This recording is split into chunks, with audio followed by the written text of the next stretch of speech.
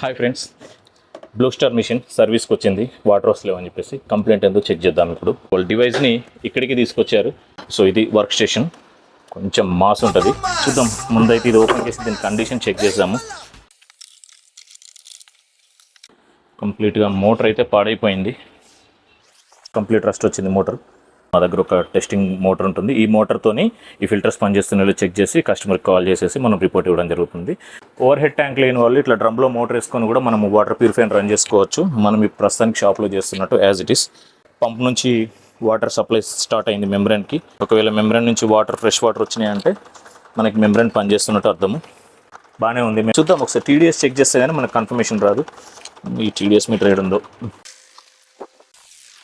So TDS meter check చేద్దాం ఎంత ఉందో. ఫ్లో అయితే పర్లేదు, నడిస్తే నడవచ్చు ఇంకో 6 months.